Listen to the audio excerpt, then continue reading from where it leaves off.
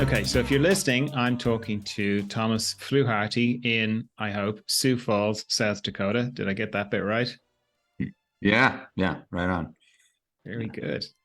And just to give you time context for our conversation, today is Friday, the 7th of July, 2023. Right on. You had been on my list of people to talk to because I think your work is brilliant. And then Thank you very much. You're welcome. I was having a cup of tea with my niece in Dingle at an animation festival, or I was waiting to meet her, and then I bumped into you. I think you said hello to me, was it? Yeah. I saw you walking down this hallway with smoke, and John appears out of this smoke with his hair on the left side of his body, and I was like, that looks like John Dalton. So I was like, are you John Dalton? Yeah. I was shocked to see you there. I knew you were somewhere around that area. Yeah. It's not easy carrying those smoke bombs around all the time, I tell you, but it's worth it. You know, if you're going to make an entry, make an entry. It was dramatic. Yeah. It was a dramatic effect. Entrance. when you describe me as having hair on one side of my body, that's kind of conjures up images of a half werewolf or something. So that was cool though. It was definitely cool. So you were there talking at that animation festival, yeah? Yeah. That was great. It was an amazing time to go over there. I mean, I love Ireland. So they actually invited me in 2020. And then when the world ended with COVID, I didn't go. I like canceled like 3 days before I was supposed to fly. And then the festival closed the next day, like they shut down. Yeah. And it was really just crazy. But then they invited me back to virtual workshops, and selfishly I didn't want to do those because I wanted to get over to Ireland.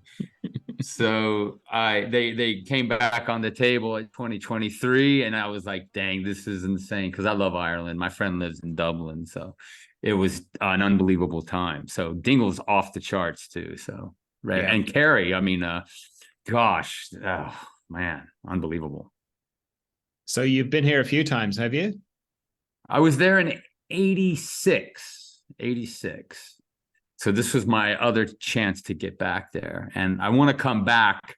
I'm trying to ask my friend Joe Paquette if I'm pitching the idea to him, dude. We got to go to Killarney. I think it's Killarney, right? We got to go to Killarney and paint in the Black Forest or something like. So I've got to win him over. Yeah, and go to this Black Forest thing. I don't know what it was. It was no internet, no phone. Like, gosh, I've never seen anything like that. So, yeah, I don't know what you're talking about, but there's the Black Valley. Was it the Black Valley? I think that's what it is. Yeah, the Black Valley. Yeah, it was insane. The Black Valley is where Elon Musk trialed Starlink. That's how bad the internet is. Yeah. But that's great. I think it's amazing that there's no internet there. It's unadulterated. It's pure. It's insane. Oh, well, there is now, thanks to Elon. Ruined. So, do you have Irish roots? Because your surname Fluharty sounds like an anglicized version of Flaherty to me. Yeah. I think I'm German and Irish. There's German and Irish roots. Flaherty. It's funny, yeah, because I was going to say it sounds like how a German person might pronounce Fluharty. Yeah. So is that right, or is that just me with my funny Irish ears? I don't know. I don't connect back that far into my roots. I mean, we've looked at Ancestry.com, and I found out that, I mean, the roots that I'm very familiar with is we came out of West Virginia and sold a cow to buy a piano, something like that. It's a story like that. It's just insane. Yeah, that's a much better story. That's right up there with Jack and the Beanstalk. It works well in my bio. So. Lovely. Yeah, well, definitely do come back. Your Kerry is, obviously, because I live here, I think it's the loveliest county in Ireland, but it's very good for landscape for sure. Yeah, it was insane. I mean, wow. What were you here for in 86? I'm just curious because that's when I used to work in animation, and I know you know, had a long time as a storyboard artist. So I'm wondering if you were here for one of the animation studios.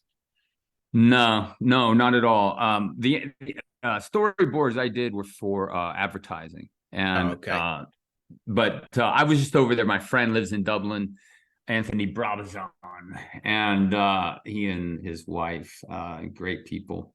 So we met them in New York City, and then they said, "Do you ever come over to Ireland? Come on over." So my friend and I flew into London, took a train to Wales, took a ferry over to Dublin. I was Yeah. probably 25, is just off the charts. Animation Dingle happened. I was like, man, this is a trip of a lifetime. So it was unbelievable. Yeah, Yeah. incredible. Great. Well, I'm glad you enjoyed it. Yeah, it was amazing. All right. So for someone listening who hasn't seen any of your work, one of the three people, how would you describe what you do? Now pretty much whenever I'm doing these workshops and stuff, I always say it's like classical education with a infused with exaggeration. I think that with a love of drawing and creating and a passion for image making, that kind of a thing. Um, the emphasis is drawing because that's what I've done for 40 years. But it is classical education infused with exaggeration, and basically wonky, um, off kilter, exaggeration. Um, it's pretty much that. Right. That makes sense. Yeah. Yeah. You see Um, that? I do. I do. I like your use of the word wonk. Yeah. It comes up a lot in your conversation. It's great. Right. Yeah, cool. Thanks. Well, funny enough, Sheila Flaherty here in Ireland has written in and said, "Hi, John, love the pod." Thanks, Sheila. Thomas, what artists from history and present influence your work? Yeah, I saw that question. I looked up some of these questions just so I was a little more prepared to think. I do like questions off the cuff. They're actually cool too, but maybe I'm more helpful if I think through some things. So, I mean, I'm obviously influenced by Rembrandt, Bouguereau, Paul de la Roche, amazing painter. You see the Executioner, Lady Jane Grey, in the National Gallery, and it's just friggin' off the charts. It's like, I'm talking, I mean, I can't even, I mean, the figures are bigger than me in the painting. And so they're like, oh my gosh. So painters like that, and a lot of the translucency that shows through always appealed to me. I think I saw a painting that Corot did of a cave, and the cave was so translucent that the shadow mass, and it was just off the charts. And then the opacity of all the outside stuff firing off on this cave. So those are the things that have always really knocked me out. So you have, those guys.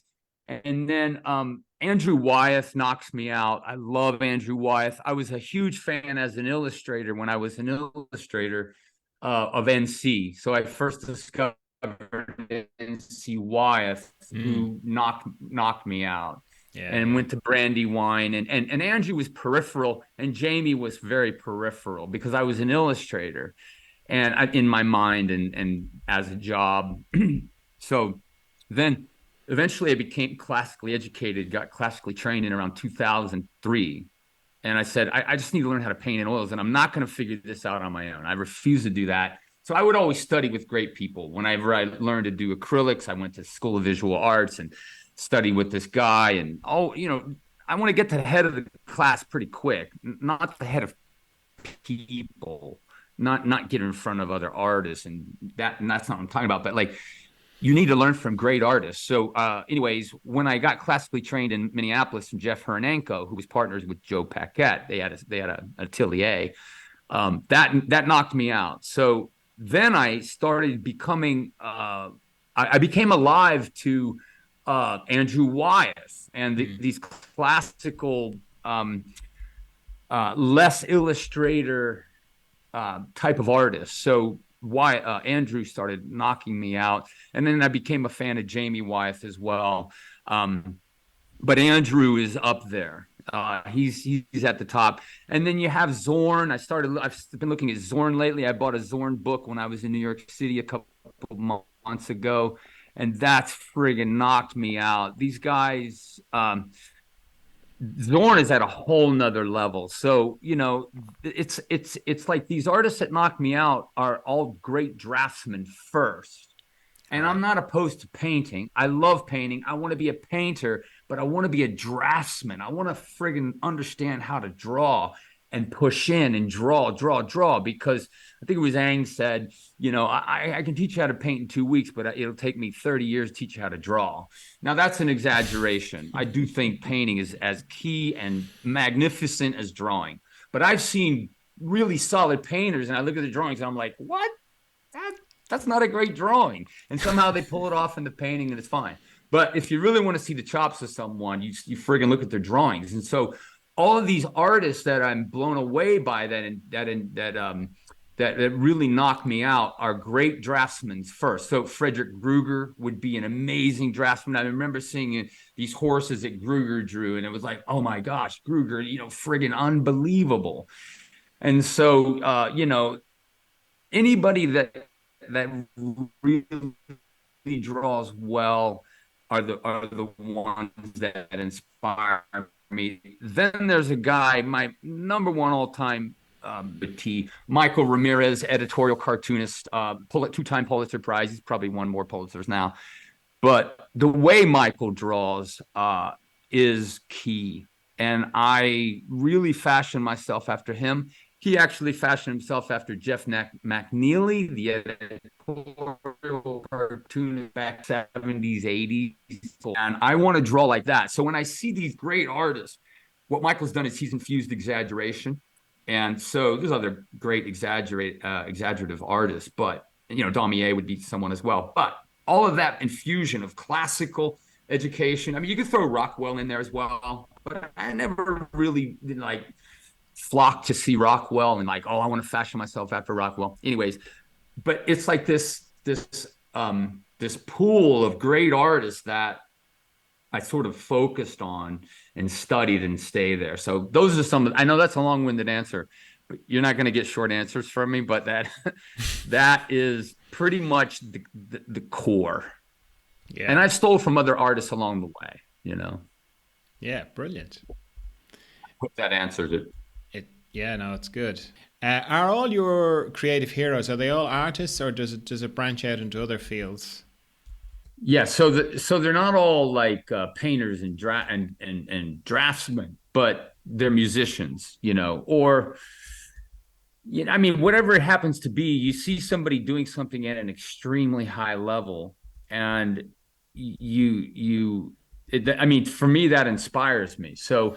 But we talked about this briefly, but Sting totally inspires me because I see someone 70 years old creating constantly and so prolific, but creating at such a high level. And then you look at that he's written, and it's like, oh my gosh, so Paul Simon fits into that as well, and he's just constantly captivated by their craft, And you see this, and Jimmy Page is the same way, when you see what he wrote, and Bach, you just go, wow, these guys were captivated by this muse, this gift, and they just went deeper in, and they just kept creating, and they didn't rely on their catalog and go on tour.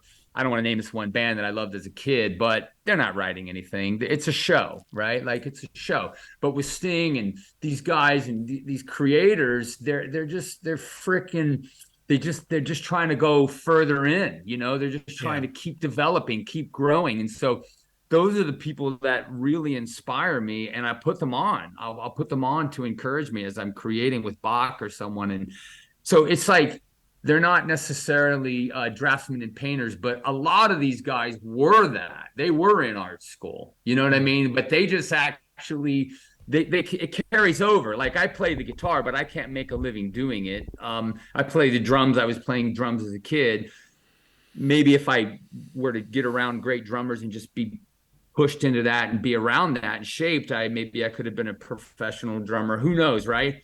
But it's all like interconnected. They're all drawing, sketching on the road, those kinds of things. So these guys all inspire me. I think greatness, you see somebody doing something at an extremely high level.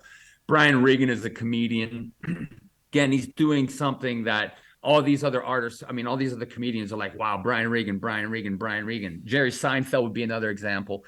They're writing at a level that inspires me because I see this level of art and creativity and doing it now 40 years that it's like I feel like I'm onto this pursuit of understanding and developing and growing. So you don't really arrive, you know. Yeah, yeah. That's beautiful. Thanks. So, what's your backstory? How did you come to be an artist? How did it all start? Yeah, well, boy, this is a long story. I'll try to give you the liner notes. But I grew up drawing as a kid, always drawing. All eating Captain Crunch, I'm drawing, right? I'm drawing a kitchen, drawing the cereal box, drew from Mad Magazine, went to baseball practice and drew on the way to baseball practice, whatever. I'm drawing, and we're all drawing, but me and this other kid, Timmy Mitchell, are drawing at a different level where we're being acknowledged and being noticed. So then drugs came in. I got into drugs, drawing stopped. And then around 16, I had a bad trip on acid, hallucinogenics, terrible, lost myself, had no hope, no future, didn't know what the heck I was going to do.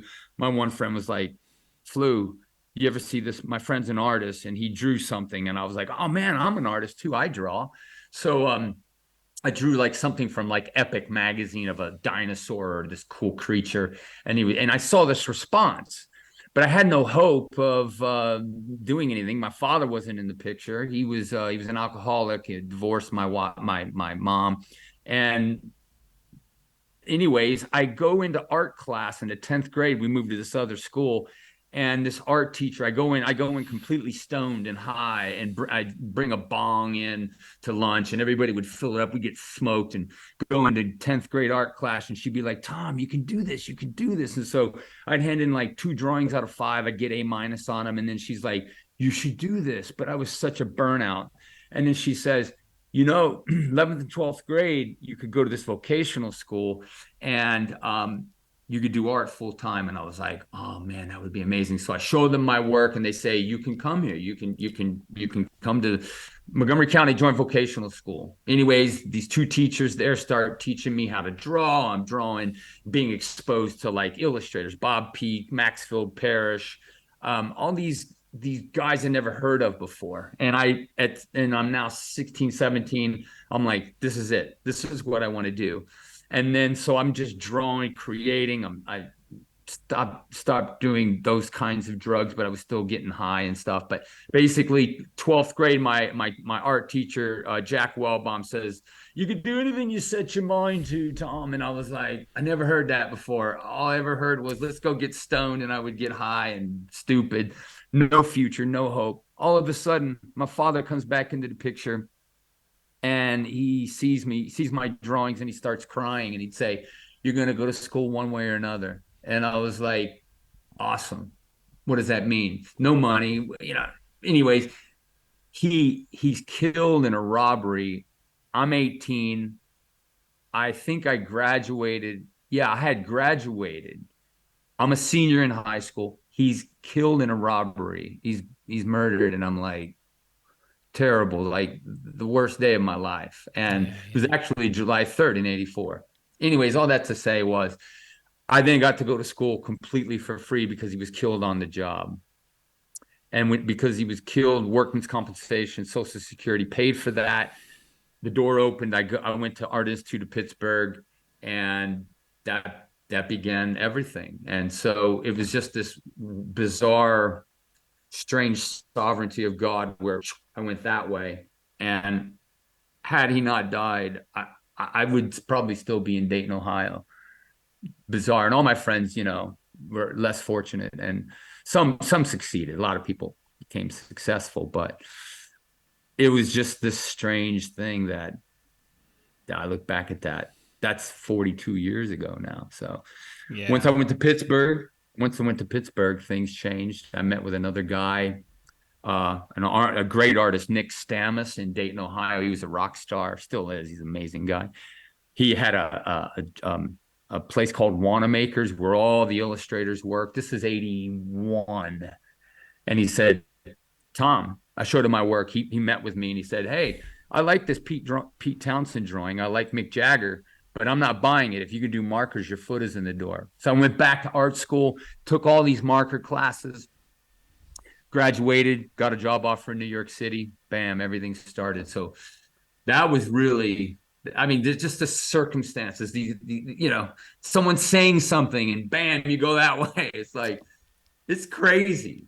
It is absolutely crazy. So that started it all, Wow. So you worked mostly as a commercial artist then when you were in New York, was it? Yeah, I was a storyboard artist for Gem Studios. And I trained underneath Ken Bold, who drew Dr. Kildare and Dark Shadows. And he was a rock star. This dude, he was 64 at the time, and he started doing storyboards. And so, anyways, I trained with him. He was best friends with Stan Lee, and I just took him my drawings every day. And I saw great drawing every single day. And so then just doing storyboards, I stayed there for 13 years. That really put me in the fire. And I worked, 15 hours a day. It was insane. Drawing everything from the ground up, everything. Like a mom in a kitchen with a little 7-year-old drinking Tropicana. And that picture doesn't exist. So you have to draw from the ground up, construct on a grid, all this stuff. You're just drawing like a madman. So that really was the foundation of that. And I did that for 35 years, just drawing for advertising agencies and getting jerked around by stupid art directors, but drawing like mad, crazy things all the time. So all that drawing is, if there's anything you see in my work, it's just that. It's just the drawing is there. Not that I've arrived, I'm saying, but the drawing supports everything that I do. So if I'm painting, it's all drawing. So it's all that storyboard stuff, Yeah. It's crazy.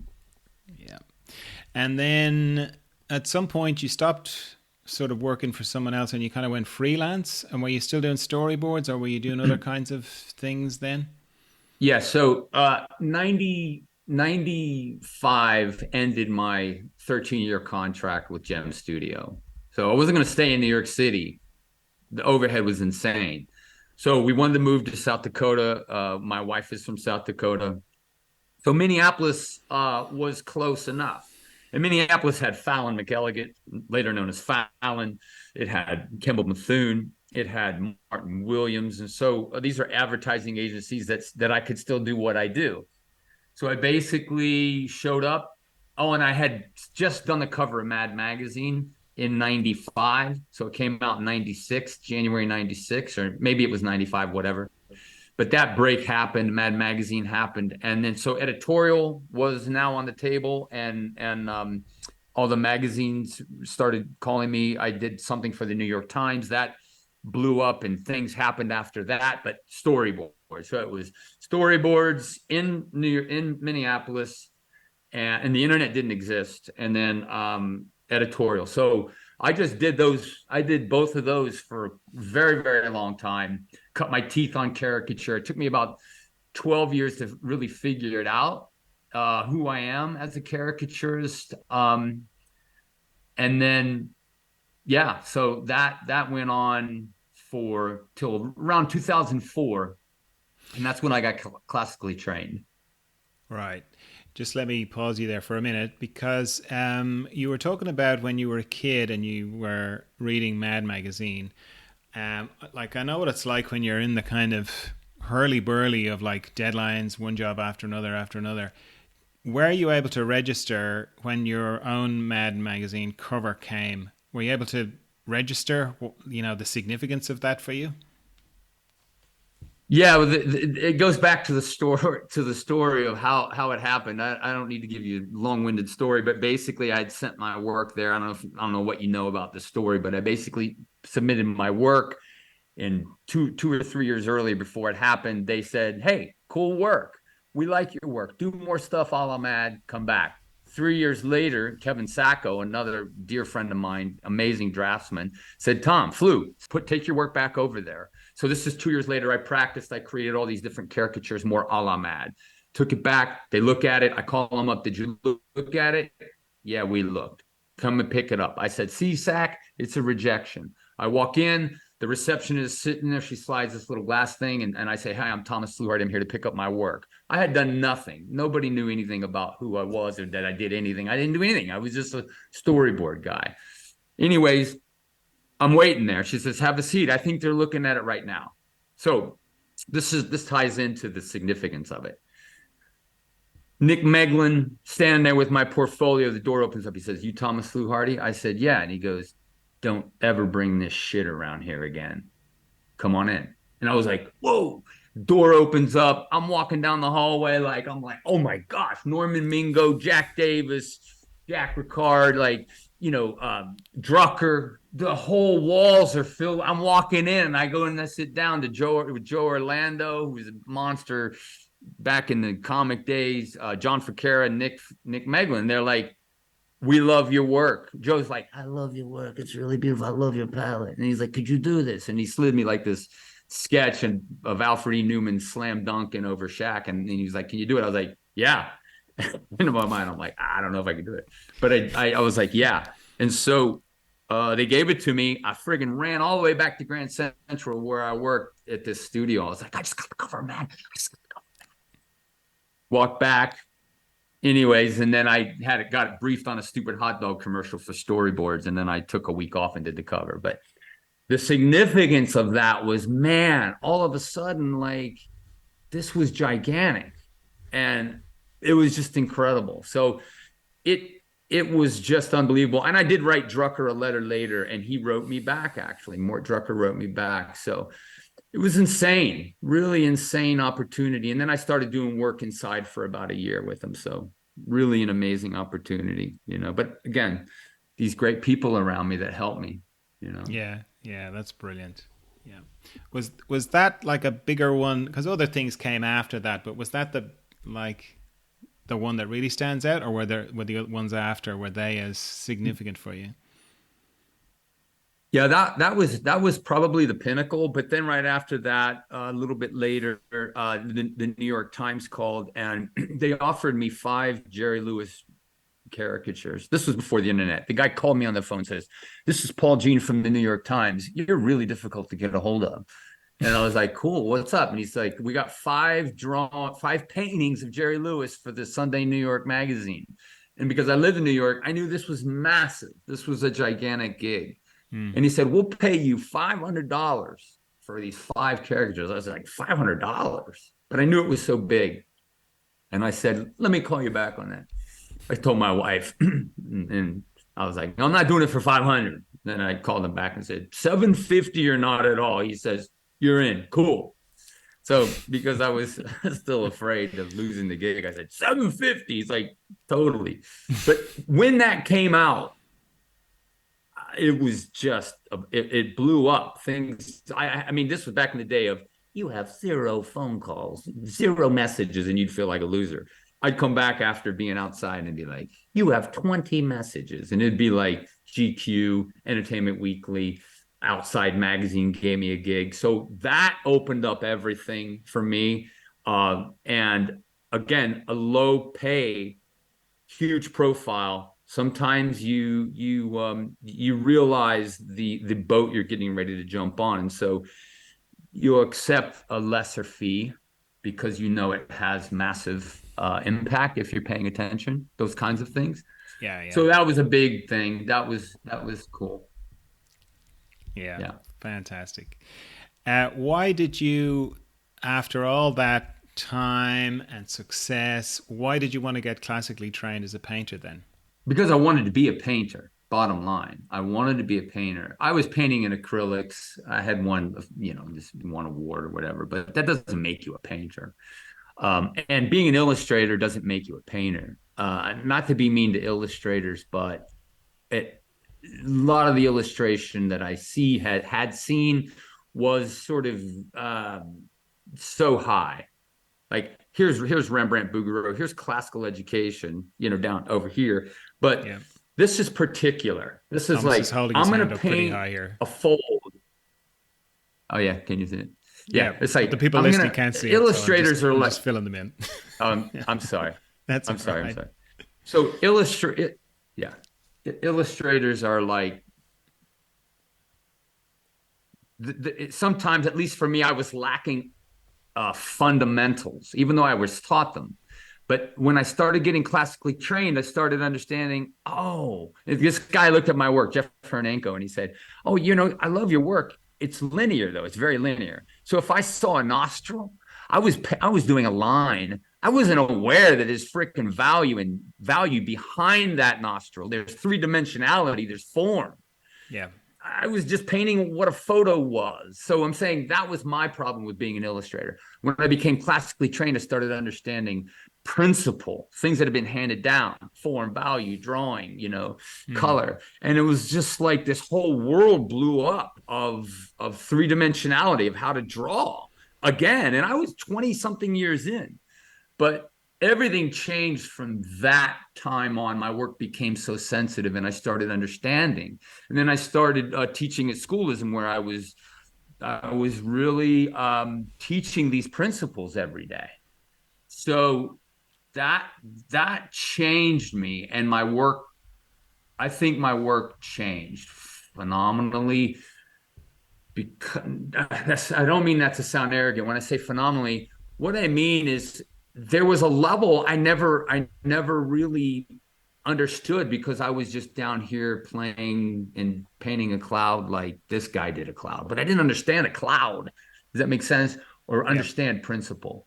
So there was a gigantic learning curve and couple years of growing to hold on to this world of fundamentals. It sounds like sense?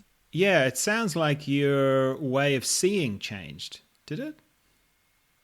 Yeah, absolutely. Yeah. And I started understanding three-dimensionality. I started understanding this thing is round, so make it look round. Do your strokes round.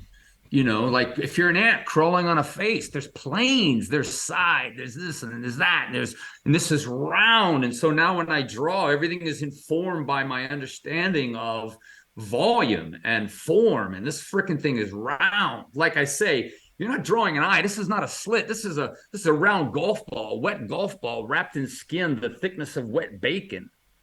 And it's like, there's dimensionality. What's underneath that? And that ball is checked into a socket, a rectangle hotel room in the skull. Like, there's this unbelievable thinking that I started having about what am I drawing? So that's what classical education did for me. So, yeah. Yeah, that's brilliant. Thank you.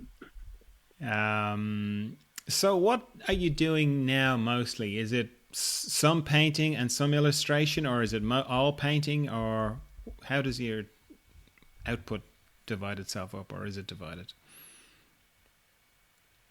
Yeah, well, I'm diversified with what I do. I have talking with my friend Steven Silver, and we talked about, we have these fires going on. And so we make money in these 5 different areas, right? 4 or 5 different areas. And so I'm always thinking, but I'm always thinking about what I love, what I absolutely love. So I have these intentional ways that I live my life and create.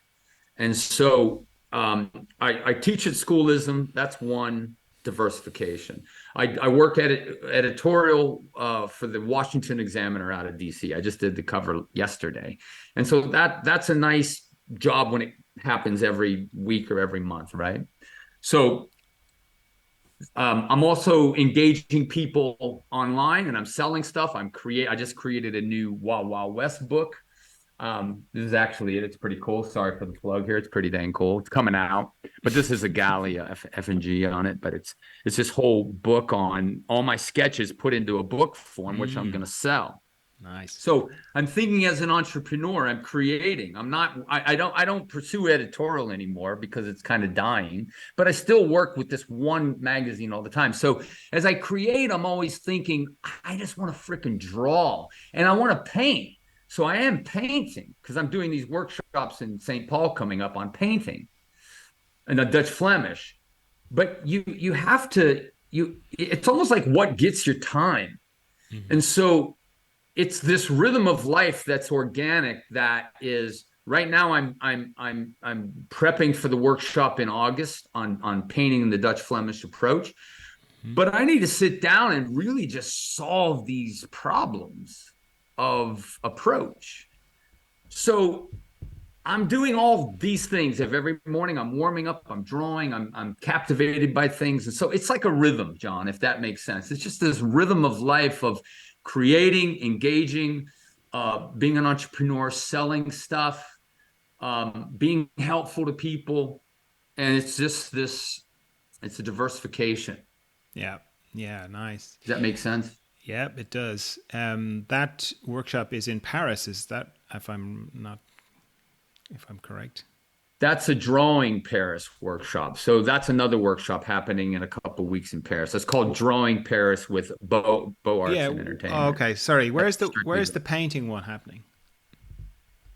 That's happening in St. Paul, Minnesota. Okay, St. Paul, Minnesota. The Art Academy. It's an amazing atelier, man. It's incredible, this place. Good. And then you've got 2 weeks in Paris, isn't it? You're doing 2 workshops? Yeah, it'll be 2. Yep, it'll be 2 workshops, the 25th to the 27th. That's drawing inanimate objects, and we're going to go out and hit the streets and draw.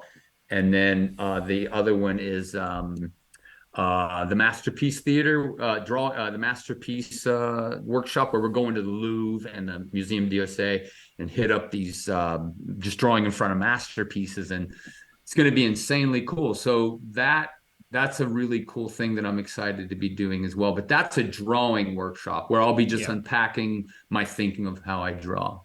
Yeah. Is this the first time you're doing something in Paris?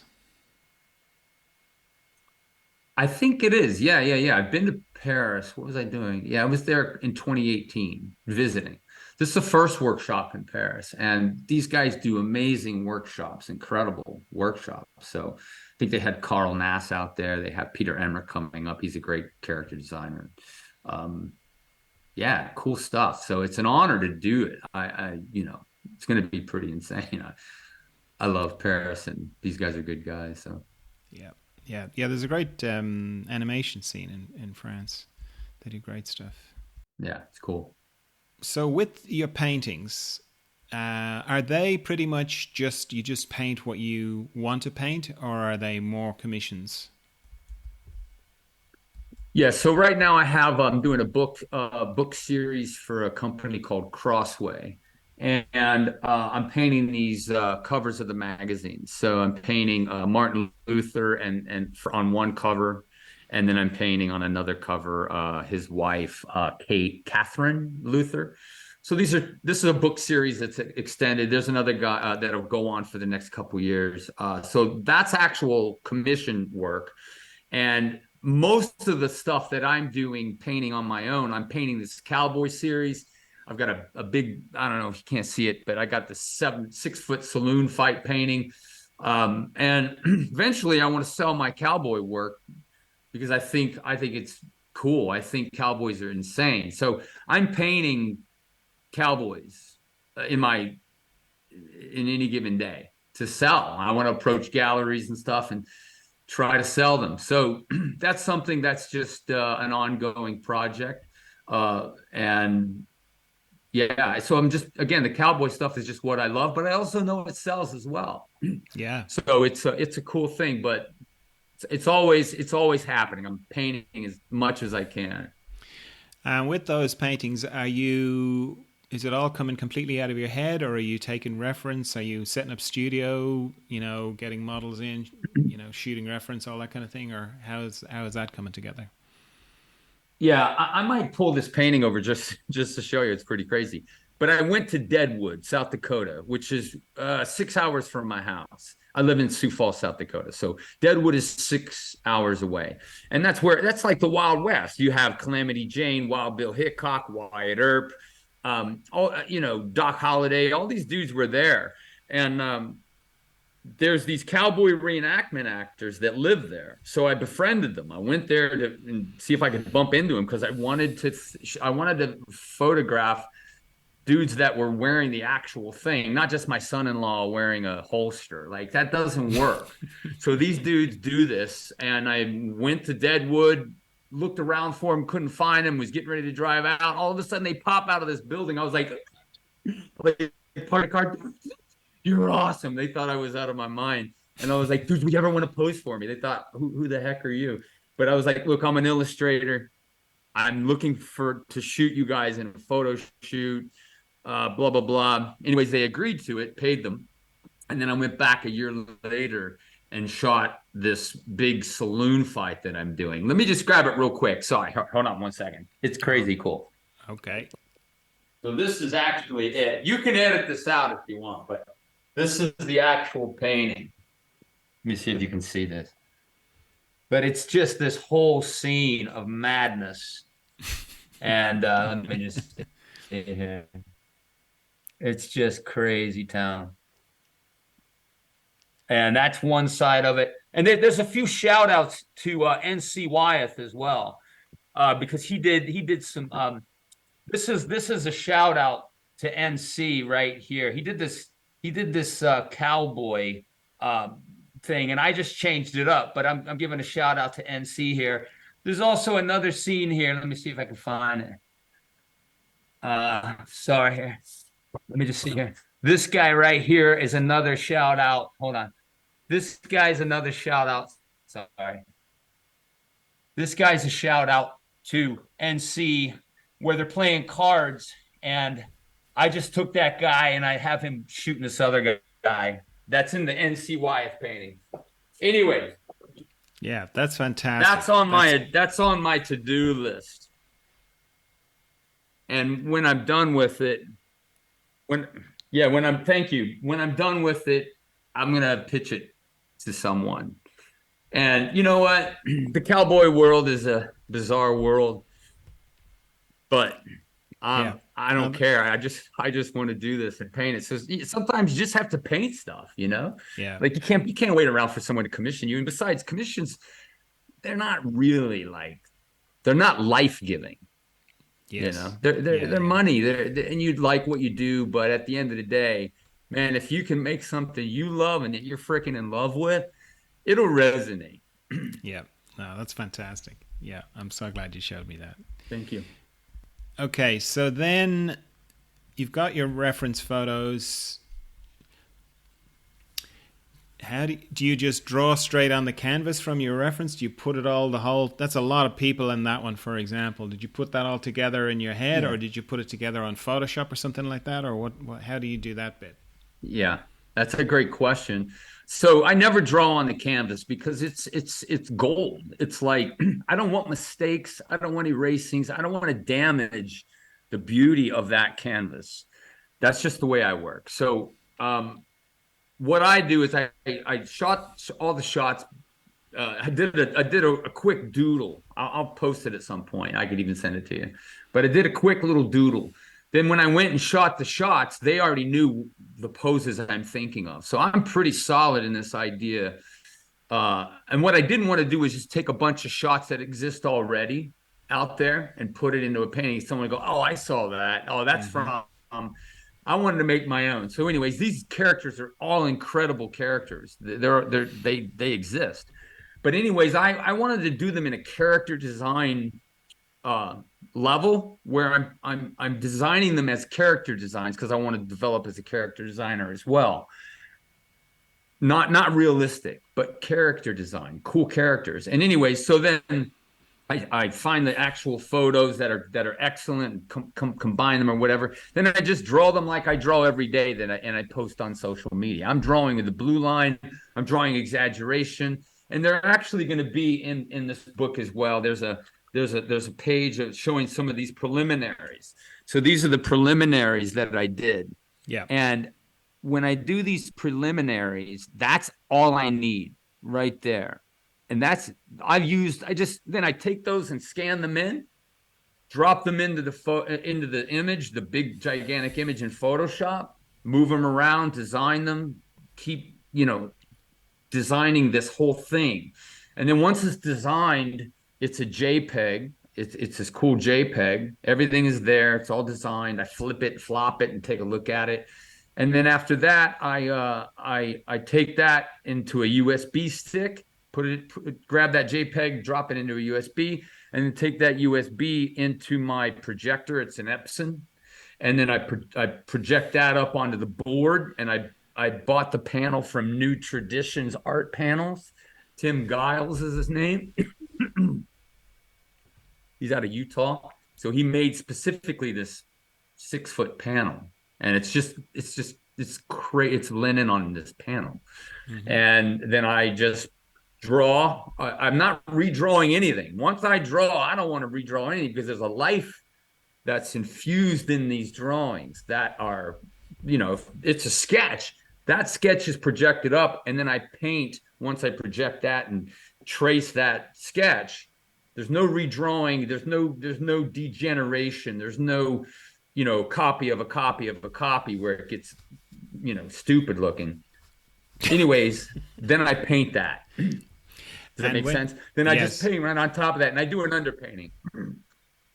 Yeah, do you paint? Do you when you've got the projection up? Are you doing the sort of drawing in inverted commas with the paintbrush or charcoal or pencil or something like that?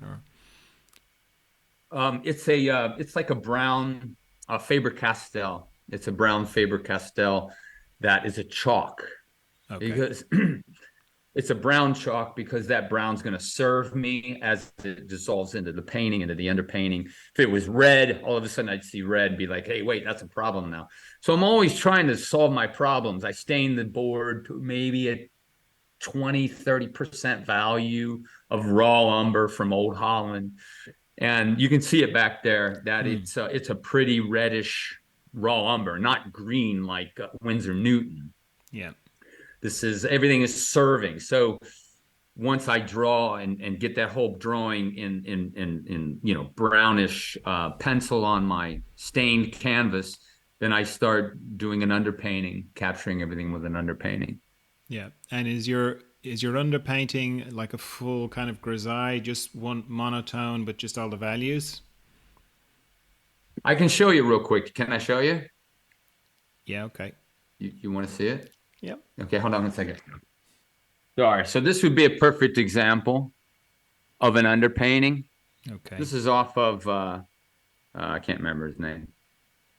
So this is as far as I go, and then the underpainting is raw umber in white. That's basically what it is. Yeah, yeah. And then you can see here it's all set up, but I'm going to use that underpainting then. And let some opacity happen and some translucency. So it's a mixture of, you can see how translucent that shadow is underneath the chin. I know the people listening to this audio wise won't be able to see this, but I think you'll put it up on YouTube maybe. But you can see the shadow masses are translucent and the light effect is very opaque. Yeah. So like I've said, that solves all these problems. I'm not fighting things as I move along. I'm not correcting things. I'm setting myself up in this underpainting and making it like completely solid. All my problems are basically solved except adding color and then adjusting some things. Yeah. So for me, I mean, I paint direct as well. I can paint direct, but and I do a mixture of that. It's a modified approach, but anyways, that underpainting is key. Yeah. And You said linen. Is that linen on a stretcher, or is it linen on a, aluminium panel or a board or something like that? Yeah, the one I just showed you, this is just on the little panel. This was a study. This is something I bought it like it has a rough texture. Hmm. The board, the painting of the, and if it's a really solid painting and I'm going to sell it, I'm going to paint that sucker on New Traditions art panels with Tim. But these are studies. This is like some, you get this at Hobby Lobby or something. Yeah. It's still a decent thing. It's just not. It's just for. I don't want Yeah. to spend like crazy amounts doing some studies. You Yeah. know, On the big one though, is that a wooden panel or it's on foam core, like a ah, big yeah. gigantic sheet of foam core. Yeah, because I thought it looked pretty light Yeah, when you it's like lifted it. yeah, So yeah, what has totally, given it yeah. its rigidity then? Um, Well, there's like a paneling thing on the back, like a harder sort of panel. I'm not saying it's only foam core, but it is foam core, like half-inch foam core, and then on the back it's a strengthened a little bit so that it doesn't start warping. Yeah. So he makes these incredible panels. I think Jeremy Mm. Lipkin paints on them. Joe Paquette paints exclusively on them. They're like the premier panels. I know there's other panel places, but this panel place, when Tim makes these things, it's insane. He's actually super swamped. So if he gets a lot of people asking him, he's going to probably be overwhelmed, but he's insane. New Traditions art panels, Tim Giles, he's out of Utah. Insane. It's all I paint on. If I'm going to paint something serious, I order from him. Right. Do you have a favorite, color palette that you always start with, or does it vary from painting to painting? Yeah, I mean, that's a good question. I mean, I have based off of the way I was taught, there's two ways I've been taught. There's with Jeff Hernanko, the Dutch Flemish, and there are some key colors. There's like Terra Verde is a green, it's all Old Holland. There's also yellow ochre. And then there's the Kremnitz white. There's alizarin crimson. It's really about seven colors, cobalt, ivory, and it's a sort of a limited palette with those colors when I paint Dutch Flemish, and then and then I've modified it by studying with Joe Paquette that he makes. I'll use those same colors, but then I'm always painting with Kremnitz white or flak white. Uh, but it's like Joe makes a few different piles and of colors of paint. So he'll take alizarin crimson and ultramarine, and he'll make this neutralizer, this like blue violet. And it's this crazy color that you can add into something and change it and neutralize it. And then he has a blue gray, which is cobalt and ivory, black and little cremnants, and that makes a blue gray. So if you have a shadow on a tree, that that color is insane. So I use it. I just sort of modified it. So that's pretty much the palette that I work from, and I have a few other colors that I've added in along the way, but. It's a pretty limited palette. I don't do strings, make all these things. I like moving through things and like however you're wired, coming out of storyboards, I like progress. I don't like mixing paints for like 3 days before I go and paint something for a half hour. Like I'm not gonna do that. So nothing wrong with it. I'm just saying for me, you know. Because of the way you're painting with the underpainting, is most of your color application, is that done in glazes then? Yeah, I would glazes sounds like it's super translucent. I Mm. use glazes specifically in the adjustment phase. So when I get to the color phase, I mean I have something somewhere laying, but basically the color phase is you're adding in color, you're adding in chroma, and it's going to look garish. So if the shadow mass is raw umber in in this face right here, this neck, that's raw umber. I'm going to grab a red that is cad red, maybe with a little terra verde in there to sort of bring the red down so it's not so bright. But I'm going to put that color in there, and it's going to become kind of garish and bright. But then I'm going to quell it in the adjustment phase, and so it creates this glazing, this luminosity where the colors are underneath, but they're sort of quelled with like a glaze over top of it. So there's this appeal for me to see these layers in the Dutch Flemish that I think are magnificent. And so then when I get to the adjustment phase, if I want to redden up this eye, I'll grab flesh ochre and thin it out, and you can enhance color, you can brighten up colors, you can just glaze over with these little thin washes, so it becomes again translucent, and it's there. The opacity and the thick strokes come in from the underpainting, if that makes sense. Like sometimes I will, if I have a flesh stroke and it's a flesh color, you can see the strokes, but it's this mixture of using strokes of paint or letting your underpainting create dimension as well, and strokes, if that makes sense. Does that make sense? It does, yeah. So it's a mixture. Yeah. Sorry. Yeah, very good.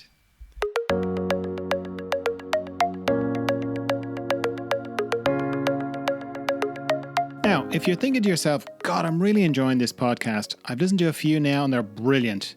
And there's so many of them. And I've learned so much from listening to them. And you know what? If I met that John Dalton fella in real life, I'd love to buy him a cup of tea and have a chat with him. I'd love to do that every month if I could. Well, now you can. The tea part at least, because this podcast runs on cups of tea bought for me by people like you who listen to the podcast and send me the price of a cup of tea once a month through the Patreon account. That's patreon.com/John Dalton Gently Does It. All one word.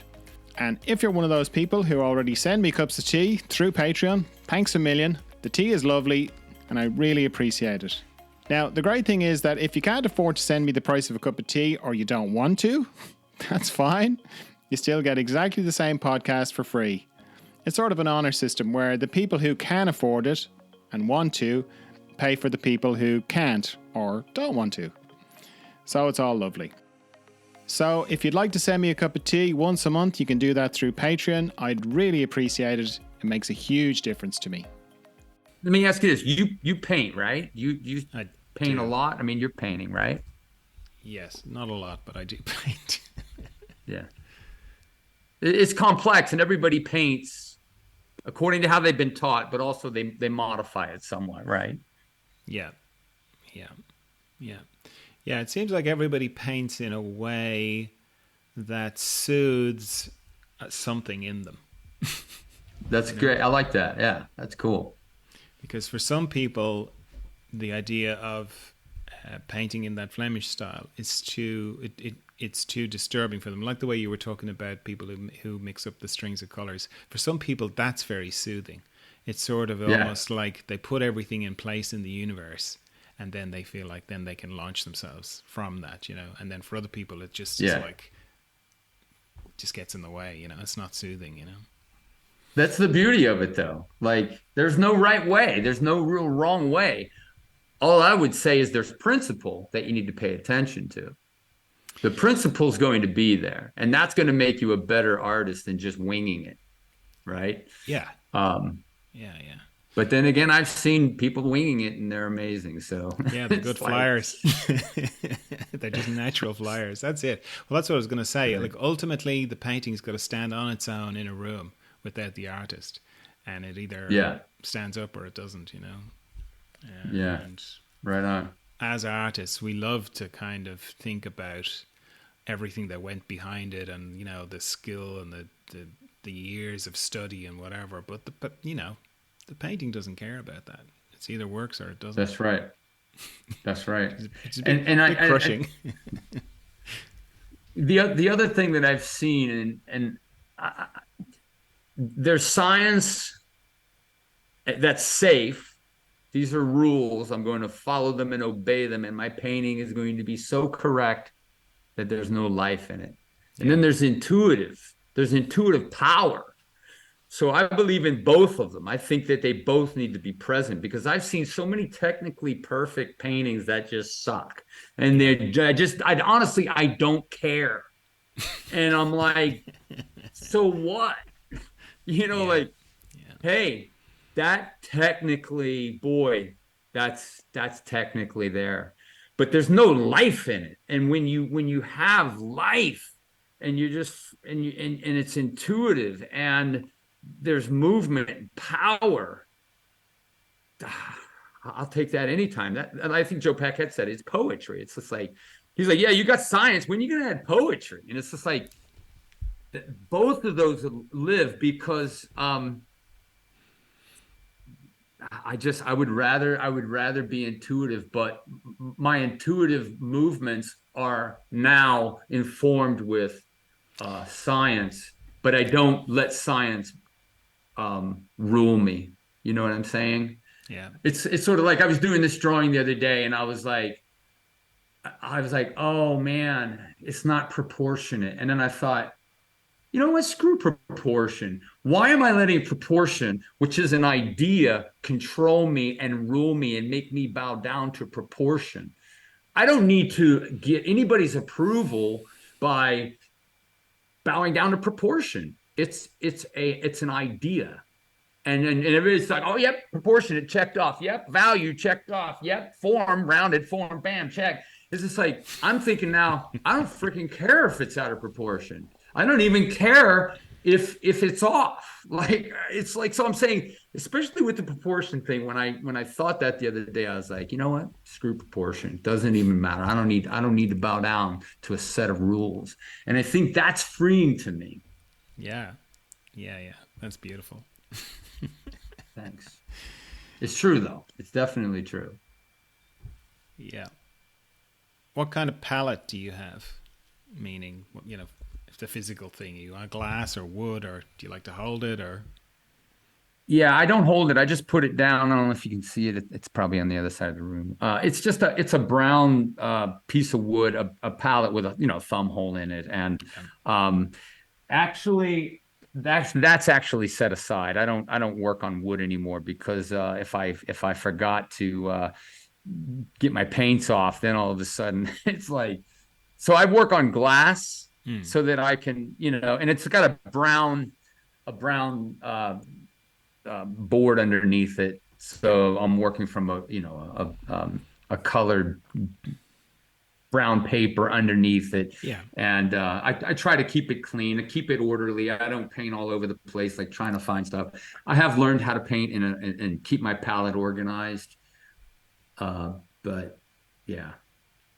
Very good.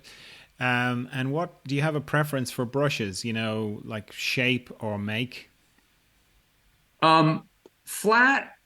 I mean, I can go grab them, but the Simmons brushes are what I paint. I like the hog's hair, where when you make that stroke, you can see a stroke. Yeah. I'm not a fan of the noodle, super everything smooth. I love seeing texture.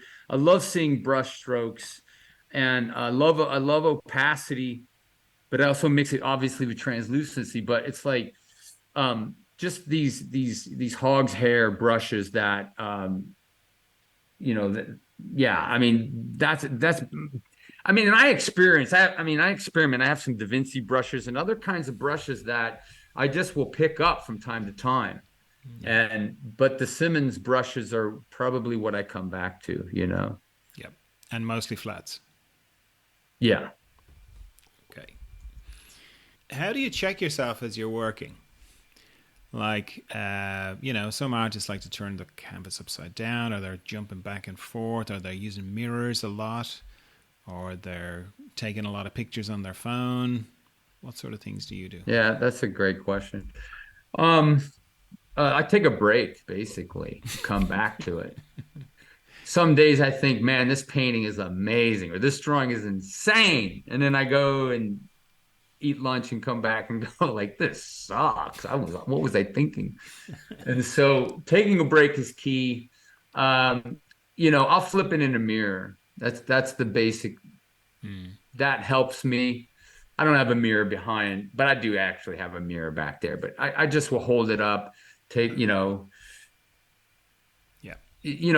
it in, and especially on my Cintiq, I draw digitally for editorial. I'll flop that thing.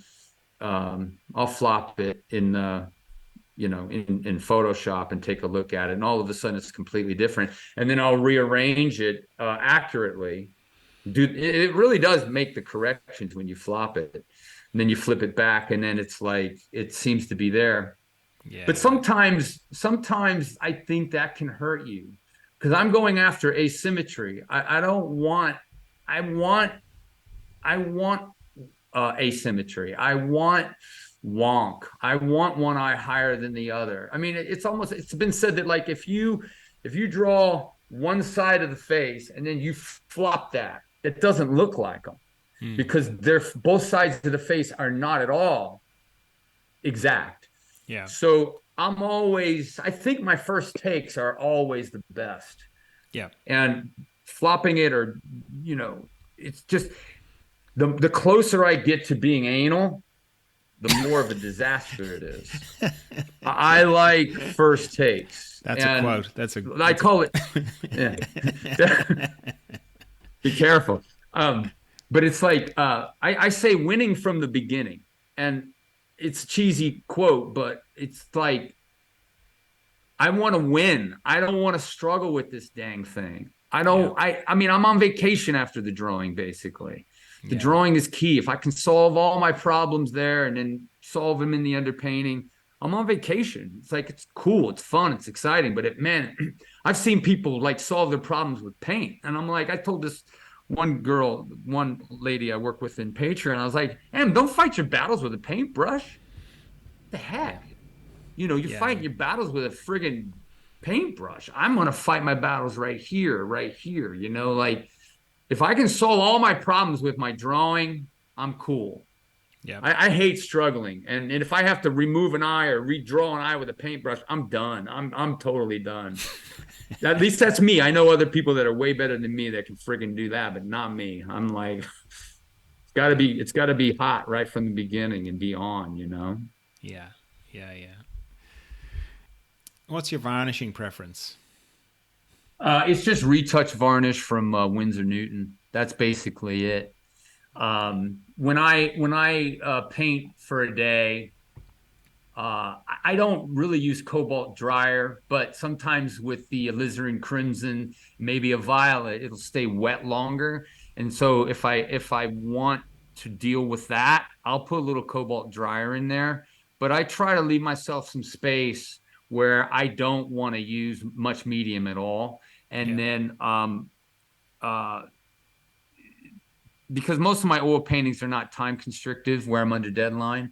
Mm-hmm. And so I'm just taking my time. So when I do go to the next day and maybe ivory or black is like chalky, I will oil out with cold pressed linseed oil. I'll just oil it out, dry it off really well so it's not all soppy and soupy. And I do believe in painting as dry as possible. I don't like wet. I like seeing, you do a stroke and all of a sudden it's sort of pulled away where it didn't cover all. And then the stuff underneath is showing, like, that's freaking cool. Mm. So I'm trying to use as little medium as possible, but I will oil out. And then when I'm finally done, I just use Winsor Newton retouch varnish. And that's basically it. Okay. What kind of lighting setup do you have in your studio? It's actually a great question. And it's actually, let me just see if I can't pull it over. I know people listening won't. I've got to read it, but this light is insane. It's a photographer's light. And hold on one second. Okay, it is this. It's you can't see it, but it's the RX-18T Rolleiflex LED light by Falcon Eyes. And this is the pack, and it goes up to this rolled up sheet. And it's on a C stand. This thing is killer. And it's perfectly bright. You can adjust the volume of how bright you want it. And I have a big 7-foot window over here. But this Falcon Eyes light is off the charts. And I do it when I film my videos of me drawing. It's just pure light. It's sort of white, honest. That's what I use to light up. And I'll take it over to my easel in the evening, and then that'll project a very clean, clear light on my paintings. So it has a sort of a softbox in front of it, does it? It's just the rolled up LED. If you Google it, you'll see what I'm talking about. It's a sheet. It's like a rectangle sheet, very thin. You could literally roll it up, and it's got all these little tiny lights inside of it. Ah. So it's not garish. It's just up high. I just moved it, but it's on a C stand. Move it around. It is honest. It's pure. It doesn't change. Yeah, lovely. What, if anything, do you listen to when you're working? That's a great question. I listen to a bunch of stuff. I listen to Spotify. So they have the Discover on there, and then they'll feed you songs of what you've been playing. So I have this huge eclectic is a stupid word, but this vast, I listen to all kinds of stuff. So I've got like Sting, Zeppelin, definitely Zeppelin. I'm listening to some worship music that here on the radio, but there's a lot of great actual musicians that aren't even known really. That if you have Spotify, they'll feed you stuff, and it's like I'll just build these playlists. So I just found Bella Fleck is there's a violinist that plays with him. I listen to bluegrass stuff, and I just build these playlists. So I name these playlists like July 2023, cool, and then like it's August 2023, awesome. And so I have this stupid way of labeling things. I have a playlist helpful 2022. I got Phil Keggy, cool volunteer, he's amazing. So it's just all over the map stuff that I listen to, and it's all like it's just all inspiring stuff, that just inspires me. So yeah, that sounds great. So mostly music, no podcasts or audiobooks or anything like that? Yeah, I do listen to audiobooks. I not so much podcasts, because not so much. I do listen to this dude, Sean Ryan, who's kind of blown up. He's an ex-Navy SEAL. He's a cool guy. I love that guy. But it's just like, I don't need darkness. I don't need to hear like, hey, you know what they're doing over in this place? It's like, oh man. So, and Jocko Willink is another great guy. He's another Navy SEAL dude that has blown up, and I love Navy SEALs. I'm fascinated by these guys. And so anyways, I'm saying I listen somewhat to that, but it's mostly like I listen to audiobooks on like, some of the stuff of like the 22 Immutable Laws of Marketing, and Good to Great. It all depends on how to think and how to create. I've been listening to a book on Degas. The book is 42 hours long or something. So I'm starting that. I want to listen to Rembrandt and all of these things of trying to grab hold of greatness. And like these guys, they were amazing. So there's a saying, success leaves clues. So you just sort of figure out how people did it and get inspired. Try to keep the news headlines out of my head. I don't need to be depressed. It's easy enough, That's right. Very good. Right. Well, you mentioned about how you name your Spotify playlists. How do you name your paintings? That's a good question. I look at it and just try to capture, try to think about what is this really about. So I have all these paint. I have the Dog Father, which I did spoofing the Godfather, but it's all these dogs as the Godfather, but the Dog Father. So that was a pretty easy name. I have another one of all these dogs, this one center figure of this dog coming out of nowhere, like coming out of the heavens. And it's on my wall, basically. And it's just called, all these other dogs are like, blowing trumpets and all this stuff. And the dogs are doing jigs and dancing and all this crazy stuff around these dogs. And so when I looked at it, I was like, fantastic day. It's just a fantastic day. It actually was a takeoff of Haircut 100 song in the 80s called Fantastic Day, which was a great song. So it's always like this thing of like this vibe of something would just come to me and I'm like, that's it, you know. But I think creatively. I study writing, study how to think, and I try not to be uninformed. So these are all the things that help me think a little bit further than just coming up with a title. Like they'll say, like, you know, if you study writing, they'll be like, your first draft, great books and great songs are not written, they're rewritten. So all of these things about how to create, it's all very intentional with how I think. And so when I'm naming something, you know, I really think about it and press in hard. I'll have an idea and I'll come back to it, that kind of thing. Come in fresh the next day. What's the title of that? Yeah, that's it. Stuff like that. Yeah, lovely. Carl Johnson on Patreon, thanks for the tea, Carl, says, woohoo, I love that guy and will be waiting for the interview with much anticipation. He's talking about you there. Cool. I'd like to know if Thomas is transitioning more towards becoming a figurative painter from being a superb draftsman, and if he feels using the Flemish method is more helpful rather than direct painting. I understand that dividing different aspects up is helpful, like in underpainting, not needing to worry about colours, but how to successfully add the right colours on top and taking full advantage of the underpainting is something I struggle with. That's a fantastic question. Thank you for the kind words. So there's a number of questions in that. Number one, I'm not transitioning to anything in no figure work. I'm not going to just do a figure, paint a figure. I think those are great studies. I wish I could. I need to go more and study and just sit down and just start painting a figure. I need to develop as a painter, bottom line. But I'm developing in different ways. So it's all organic around what I love, what I'm moved by, with exaggeration, classical education, all fused into one. So I'm painting the subject matter that excites me. And I would love to just, I would love to just paint the figure in front of me, but I'm not making the time to do that.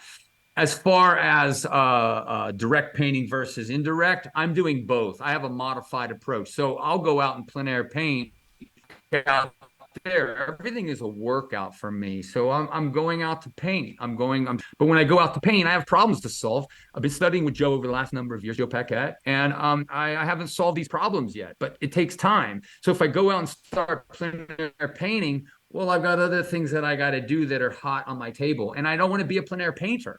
I'm not going to only do that because a tree doesn't excite me like a freaking face. So as far as developing and doing one thing exclusively, I look at it as a big picture, that it's all this world of understanding and growing, and it's all valid because a landscape plein air is insanely cool, and the shadows and the way something is lit or not lit or whatever it is, there's beauty everywhere. Bush or a twig, whatever it is, this is all my world and our world. So I'm developing, I'm growing, and I'm painting all the time as much as I can. And I'm just not going to go into one direction because the world is way too big. It's like one genre. I'm not going to only paint cowboys. So I don't know if that answers the question, but I think it gets close to the idea that at the end of the day, I only have probably so many years left or days, who knows when, right? But I'm going to use my time to develop and grow as much as possible and to understand this gift of art that we have. It's like, I'm going to go study with great people as well. Like, these guys are amazing and they know things I don't know. So I don't know. I don't know if that answers it exactly, but I think there was a number of questions in there. Yeah, just a bit about how to successfully add the right colors on top and take full advantage of the underpainting. That's something he struggles with. So can you speak to that a little bit? Yeah. So remember, whatever we do, we need repetition. And there's a 10,000 hour rule where do it enough and you'll figure it out. You have to figure out how translucently to put that cad red in there. And now I'm modifying it. I'm not just putting cad red, I'm doing other things. So that color phase and going on top of the underpainting is like, okay, well, wait, I'm just going to obliterate the underpainting. What's the point of the underpainting? My point is, you're not going to obliterate that underpainting. You're going to use that underpainting to serve you. So all of that to say is, these are choices we have to make through the time we spend understanding that. So if you're painting directly, you did a painting, awesome, do another one. You did another painting, great, do another one. So I'm saying it's all repetition. It's all repetition. Real quick, Ira Glass has a great video called Creativity. And it's 1 minute and 33 seconds long. I don't know if you know this, John, but basically this is the key video that's the greatest in the world on creativity. And he says, when you start making stuff, at first it's not so great. Your taste is killer, but what comes out of your hand is lacking. But your taste is killer, and that's what got you into the game. And what you need is to close that gap. And what closes that gap is repetition. And so the more we do it, the more we do it, the more that eventually comes out, our taste will become what comes out of our hands. And hopefully our taste can expand, but eventually, through closing that gap through repetition, and I say studying with great people, not just repetition, studying the principles, studying correct moves, that will close that gap, and eventually you will create something insanely cool. So you will solve these problems, but you need to close that gap through repetition of the principles that are accurate. Yeah, that's great. Yeah, I love that Ira Glass thing. Yeah, it's insane. So great. Veronica Winters in Florida says, do you see all people walking as caricatures, or are there some people that strike you with character and gesture? Yeah, that's awesome. I saw that. I can't not see caricature. I think I would rephrase it as character. Caricature can be cheap, big head, small body, and everybody does it. What I'm more interested in is character. So when I do see, like you, John, you have very distinct hair and it's on that side and it's cool. You got, beard and mustache and, there's you're a very distinct character. So if I drew you, you got black on, you're a spiritual guy. There's all these things fit into this character. So I see character more than anything. So if I'm at a fair and I see this guy over there, I'm like, oh my gosh, look at that character. Then you said gesture. Gesture is everything. Gesture is insanely important. I learned that from Kevin Sacco. And gesture is everything because gesture is story and everything is story. So if I did something lacking story, it wouldn't resound. So story is everything. Gesture is everything. And I'm paying attention to character. Those things are what move me. And I'm fully aware of them. If that answers the question. Yes, it does. Sort of all of them together. Yeah. Yeah. Very good.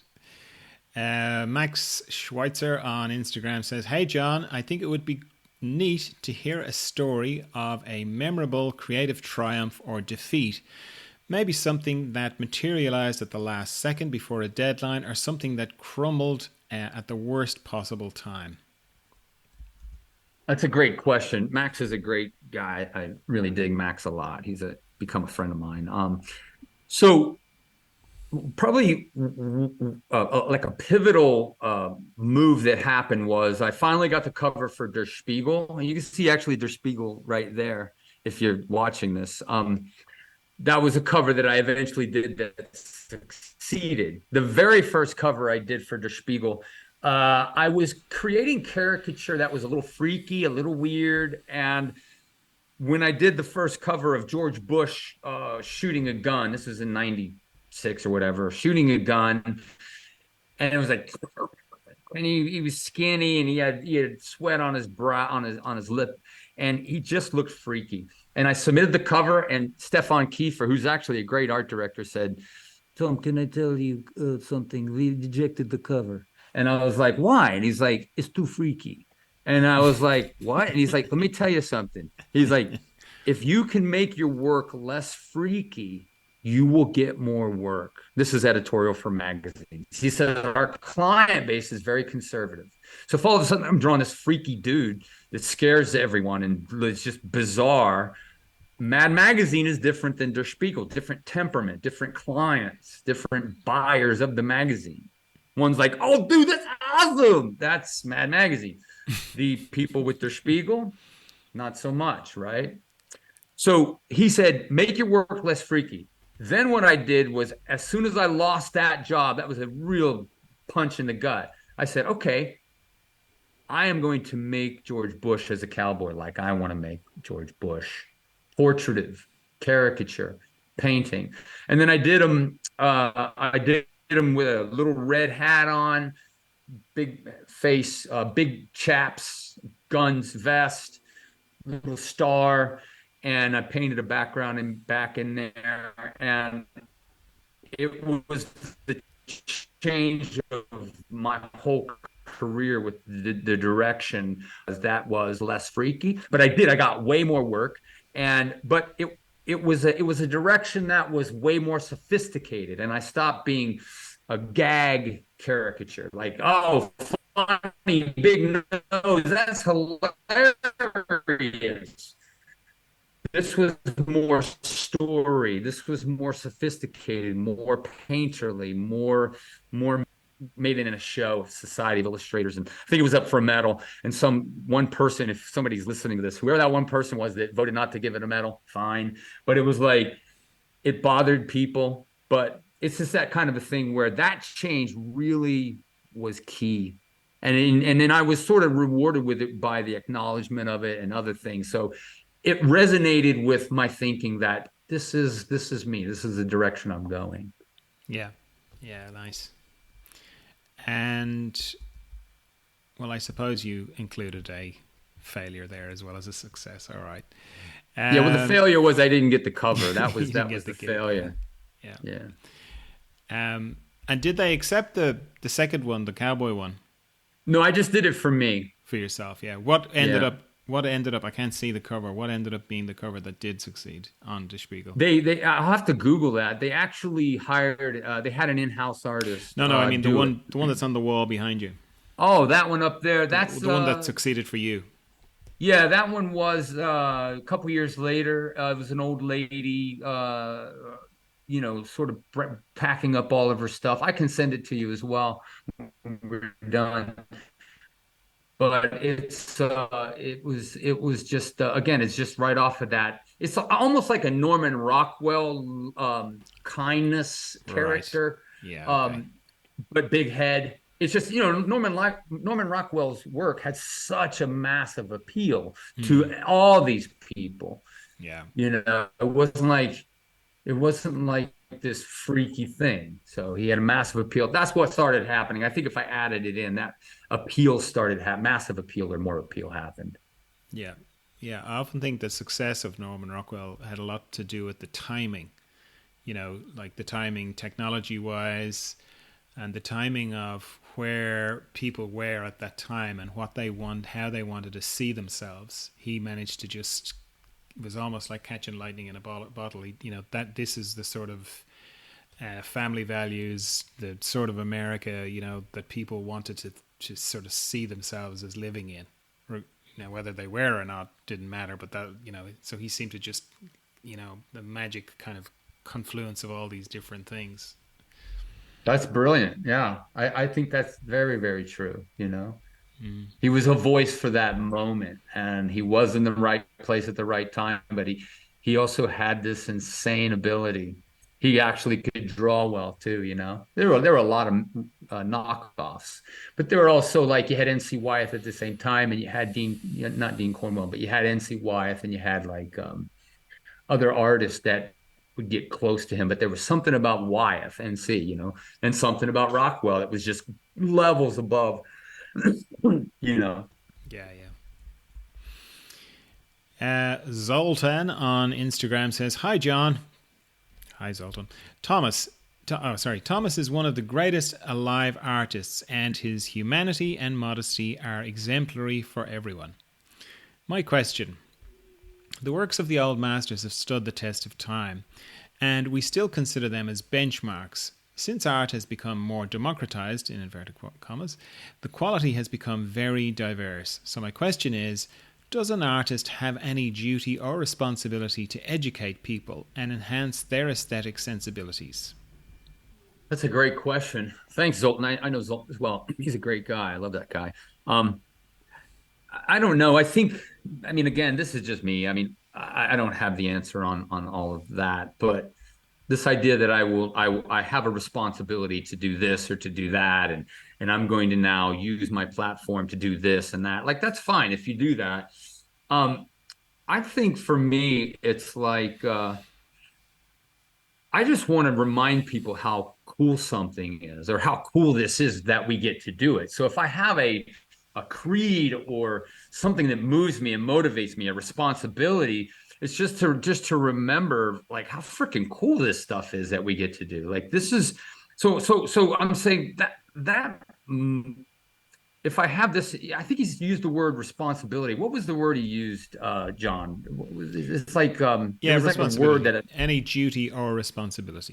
a duty. So I think you could become so self-important that like I will now teach you this, and it becomes so elevated that it's sort of nonsense. I think it has to be more organic, where it's just like, man, this is freaking cool. Can you see this?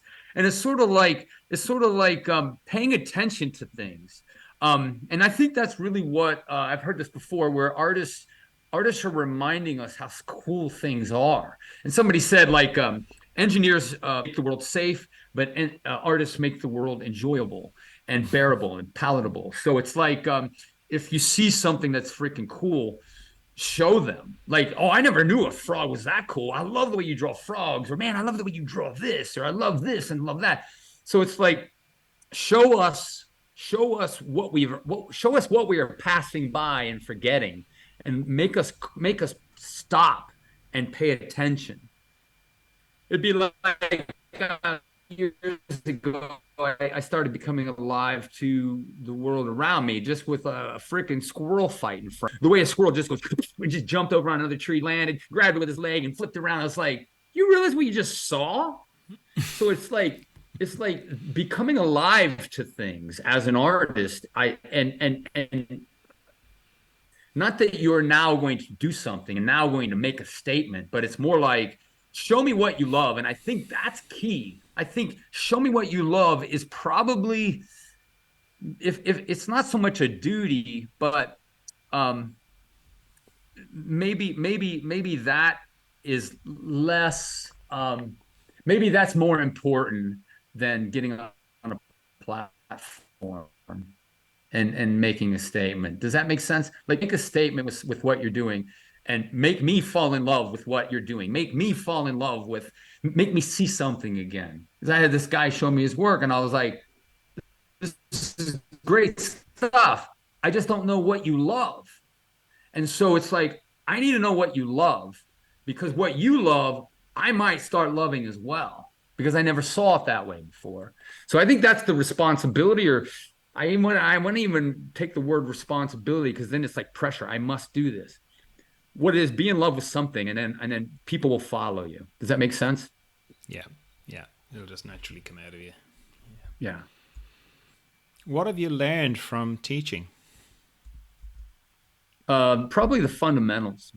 I think I was having a conversation with someone things for 13 years at schoolism. I show my drawings and stuff, and I'll draw and just talk. And it's like, talking about these things and expressing them, putting them into words helps you hear what you're saying, and it just is like, yes, yes, yes, yes. It's like, it just, there's something about teaching and saying it over and over and over and over again, that it just becomes solidified and becomes so solid. Sometimes people aren't, they're great artists, but they're not great teachers. And I think Stephen Bauman is a fantastic teacher. He's an amazing talent as well, but he's a fantastic educator. And when he says things, I sound so stupid when I listen to how he talks. I'm like, I want to talk like that, or I want an English accent so I could sound more authoritative. But it's like, he knows what he's talking about, because he's talking about it, but he's also doing it. So that mixture of saying it has helped me tremendously. And it's helped me to grow and become better, because I'm able to vocalize it. I'm able to express it. Yeah, that's brilliant. How do you deal with self-doubt? I've never had self-doubt. No, I'm kidding. Okay, here's how I deal with self-doubt. I turn off the internet, right? I shut down social media, uh, because I've just compared myself when that happens. I did a talk in Dingle on Vizzini from The Princess Bride was not supposed to be Vizzini.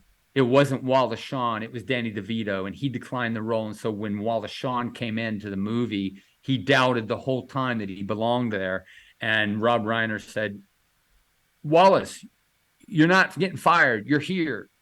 And fast forward, freaking knocked it out of the park. But he had imposter syndrome. He had doubts.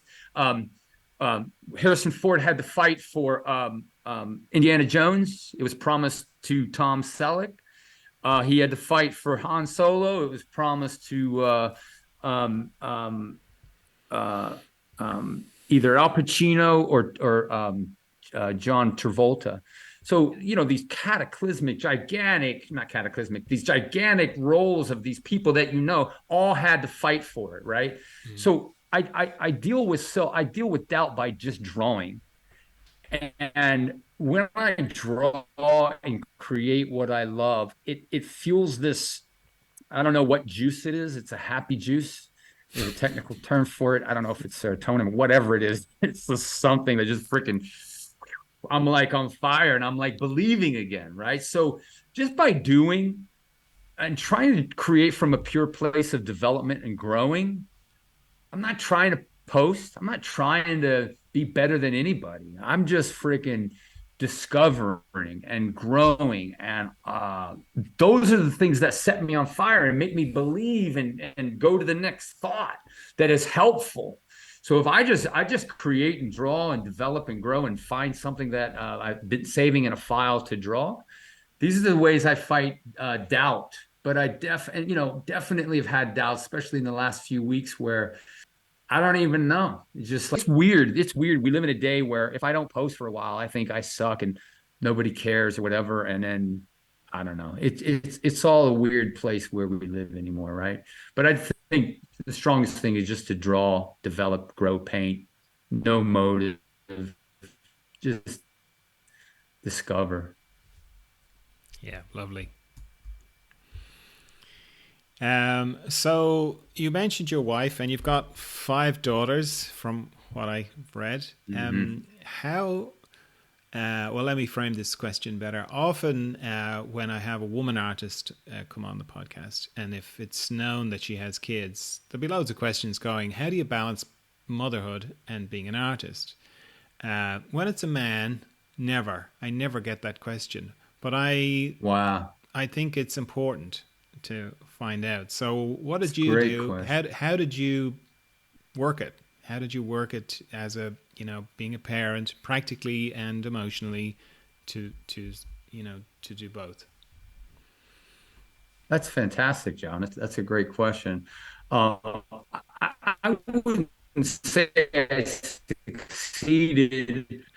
I think I succeeded in this way. When I was doing storyboards, a call would come in on a Monday and the job's due Wednesday, and there was a recital. I just couldn't go to that recital, but I just made sure the next one I did. So there's always this give and take, but um, so there's this constant challenge. But I was also home. I had my studio in my home. They were always in my studio. I was never like, get out of here. Can't you see I'm creating? I never prioritized art over life, over human beings. And I never over God. I never put it first, but it is very, very important. And I want to grow and develop, blah, blah, blah. But I even saying this, I had to do it. I'm doing this book coming out next year. And in the intro, I said, art in context is key for me. So I long for it when it's not number one. I long for it when I'm at a soccer game that I could take time for. I like it when art becomes exciting when I can't wait to get back to it. But if I made it number one and it's more important than anything in the entire world, and it's number one, it will never satisfy because it wasn't given to us to make us completely happy. It is so cool and it does make me happy, but it's in context. And in context is there's number ones, there's God, there's my wife, there's my family, and there's relationships. But then there's a time when I've got to really crank. So for the last 2 days, I had family in, and my daughters were here, and I couldn't hang out because I had to finish this cover that was due last night at 5:30. So there was just no way around it. But prior to that, there was tons of days whoever we had hanging out. So, doing stuff. So there's times when you have to just say, no, this has to happen. And there's times when art has to be just put in its place, but it is a constant battle. It's a constant struggle. I wouldn't say constant anymore. I mean, look, my daughters are 32 down to 24. There's 5 of them. We talk all the time. They live in different places, but it's my wife and I right now. So, I stop. I don't give away all my life to work. I used to give away every margin I had. I'd be working and I get a call. Hey, could you do this? And this would be like, this job's due Friday. I'd be like, yeah, let me see. If I work from 1 o'clock at night till 4 a.m, I can do that. That's $1,800. Yeah, I'll do that. I give away every margin and I slept 4 hours a night. Now, fast forward later, I'm 60. I say priority.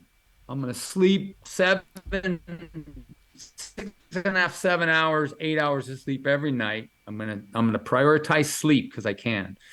I'm going to get up super early, do my day.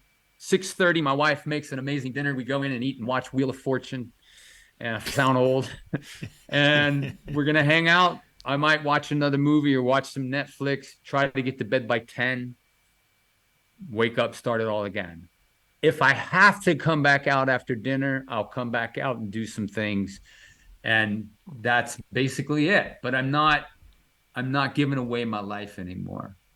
And it's been priority. But sometimes that job dictates, and I understand that as well. That's, you're not a loser if that's the way it is. But you have to figure out a way to get to a place and figure out what's ultimately important. Yeah. And when your girls were small, was it your wife was doing like most of the taking care of them, or did she have her own career, or how did that, just the very practical side of it, work? Which is kind of the questions that often come in, It's a great question. Yeah. So we got married in New York City. At that time, I was working for the Gem Studio, and she worked at Town and Country as an editorial assistant, and she has a journalism degree. So she worked there. Then she worked at Orlan, which was a cosmetic company. And then when we had babies, she gave up her career to raise the kids, and we had 5, and then so she homeschooled and took them to music. I took Lily to music, my other daughter. I took that off of Chrissy's hands, but everyone else was in violin, and then they did gymnastics. So it was just, she was really the one that was traveling all the time, running everywhere with them. And we would meet up for dinner. We'd eat lunch. We do dinner. We would take time and, have our, evening together, lay everybody down for bed, and I'd come back out to work. So, but she was the one that did it all, gave her life, poured her life into these kids. She's an amazing person. She's a rock star, incredible human being. And it was like that, over like that, where now we have grandkids now. So it's an amazing thing, but she really was the one that was responsible for schooling them. Eventually they went to high school or whatever, and then went to college. But yeah, pretty insane. She definitely was the pivotal reason behind them succeeding like that. And I was involved with parenting as well. I wasn't just an absent dad in my studio. I was involved in everything, that they did. I know my daughters, and they know me, and they would come into my studio. We would talk about Sting. We talk about Pee Wee Herman. We talk about Jesus. We talk about Paul Simon. We'd listen to music. They would help me work and draw. They were creating and drawing. And so it was this rhythm of life, of just a rhythm of life together. And, yeah. Yeah, lovely. Thanks. Yeah, it's cool. Do you have a big art dream you'd like to achieve before you die? An art dream. That's a great question.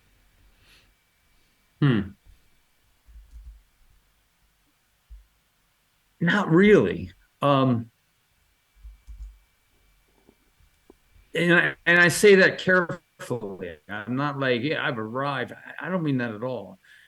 I'm happy. I'm content doing exactly what I'm doing, right? Yeah. And I want to just keep growing and developing. Somebody said, "What are you going to do when you retire?" I'm like, I'm never going to retire. I have no reason to do. I love what I do. I just want to develop and grow as a draftsman, as a painter, keep doing exactly what I'm doing today. If I don't have to do things that I'm doing right now to make money, maybe that would be cool, but maybe I would get bored. I think it's when you have to do this to get to that, this makes you long for that. But if you just could do anything all the time, maybe you're friggin' bored. Maybe it's boring. But it's the duality of this makes the donuts, and then this is really the donut. Like this is really freaking cool, and I can't wait to get back there. So it's the dynamics of life. So I definitely want to sell my Cowboys. I'd love to have my show sell out. Like, hey, he sold out a show one night, all red dots. Now he's going to walk around and show everybody. And, I don't think that's healthy. I don't think that's normal. That's happened to Mark Majori, who's, I think, a great artist and a great Cowboy artist. But I don't think he's only Cowboys. And I think he's a cool guy that rocked the Cowboy world. And now people are ticked off at him. Cowboy artists that think they're cowboy artists, that they were really illustrators at one day. My point is, you look at that success and you look at that selling out and selling a painting for 300,000, and it's like, great for Mark. That's insane. But I don't think that's the norm. I don't think that's the norm. And not to get distracted by that, thinking, oh, I'm going to have a show and it's going to sell and there's going to be an auction. It's going to sell for 400,000 and I'm going to be beside myself. I think you have to say that is a phenomenon, and that's amazing. I love that for Mark. Awesome. But these other artists are all ticked off because he showed up and created something insanely cool, right? So don't get ticked off. Do what you love. And, again, that's a whole other soapbox I don't want to get on. I'm happy for Mark, but I'm saying in the reality of it at all, it's like, I would love for that to happen. I just don't know if that'll ever will, and I'm not banking anything on it. I'm just going to keep doing what I do. I'm going to create these cowboy paintings, and I'm going to approach a gallery at some point because I think this is a niche, that this is some cool stuff.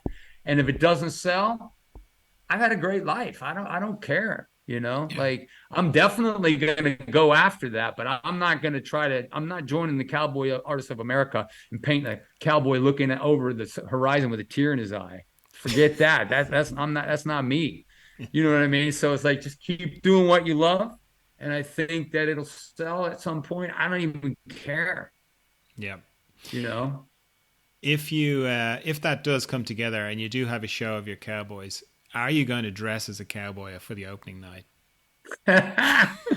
I am, but I'm gonna dress cowboy cool. So there's a few people I know that make some cool cowboy stuff, and I would show up me, not with so much a hat and looking normal. I would try to think about who am I as a cowboy artist, and I don't know. I would dress like who I am, and we'll see where that goes. I don't know if that'll I happen. I thought you were going to say you were going to dress as a caricature cowboy, with the sort of oversized hat and big kind of Yeah, chaps and all that kind of like thing. Stop Making Sense with David Byrne with the Yeah, big, yeah. gigantic, oversized jacket. Maybe who knows, right? But I don't know. I'm paying attention to that. I am. I have my mind set on it already, but I have no clue. But I've got to finish this painting. Mm. Yeah, I look forward to it. And what's that? I didn't hear what you said. I just said I look forward to it. It's already it looks fantastic. Oh, thanks, man. Thank you.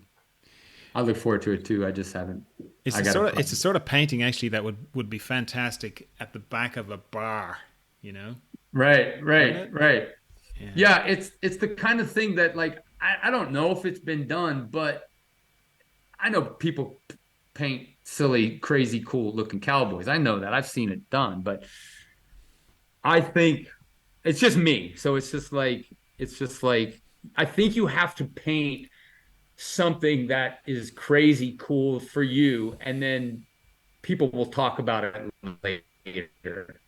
Yeah. And then it'll get attached a significance to it if it's done at a certain level, and then you just let people say what they want. But yeah, it's who knows, right? Yeah. Yeah. Yeah. Okay, this is my last question. I ask this to everyone who comes on the podcast. If there's one thing you could pass on to future generations, what would it be? Wow. One thing to future generations. Are you talking artistically? Probably, right? No, doesn't have to be. If I were, yeah. Um, I mean, I would answer it as an artist. If there's two things. Number one, this is not a religious statement, but Jesus is the Lord. Like there's no way around that. And if I was on my deathbed, I would say to anyone, Jesus is who he says he is. People will call me religious. I'm not at all. Artistically speaking, I would say, man, this is an incredible gift. This is a freaking incredible gift. Study with great artists, humble yourself, be teachable, and discover and grow every day and be humble. That's really what I would say. It's an amazing gift. Don't put it number one. Love those around you. And that's basically what those two things is, I think, for me. It's a huge gift to be able to do it every day, right? And in interacting with people like you that have these great artists you interview, and we're all talking about what we love ultimately. And so to revel in what we love, that's significant. That's really freaking cool, right? Yes. Yeah, very good. Okay, well, look, I think your work is fantastic. It's Thank you, like John. so good on so many levels. Your drawing Thank skills you. are Thank incredible. you. Thank you. I've had a little, as I said, I used to work in animation years ago, so I kind of have a little taste of what it's like to have deadlines and the kind of grind of that. And now, in some way, it just grinds out. It grinds off a lot of fat, and it grinds you into something that's wonderful. So I can relate to that, and I also know how it can grind the life out of you as well. So the fact that you Right, are right. so enthusiastic and so passionate, and I know you were saying you're 60 and everything, but you come across as you've got a lot more energy than some people who are in their 30s and are a bit jaded. You come across like someone who's just Right. come out of art school. You've still got that passion and enthusiasm, and in many ways, I think the humility that you have, and that recognition that it's not like arrival is death, really, in this kind of thing. You just don't want to Totally. arrive somewhere you want to keep going. I regularly put this meme up about a cellist who's in his 90s, and he's sitting in the corner practicing his scales. And somebody says to him, "What, you know, you're 90, you're a world-class cellist. What are you practicing your scales for?" And he goes, "Well, I think there's room for improvement." And Nice. you just exemplify that of the humility of acknowledging, you know, the skills that you have accrued, but recognizing the magic realization that the real juice of life is in the continual, you know, it's the undiscovered country, as they say. You know, it's the next thing inside you, you know, the next thing that you're gonna come across. Right. And that really shows in your work, you know. And you've got a real, like, some people who do caricatures, they can be a little bit cruel, and it can kind of, you can see that they are a bit cynical about people, and they're a bit, you know. Yours don't. There's a great kind of affection in your work, and we haven't talked about it as well, but there is a kind of a abstract aspect to your line work in your drawings, where, you know, if you zoomed in on a little square of your drawings, it would look like an abstract painting, you know. Wow. And the fact that you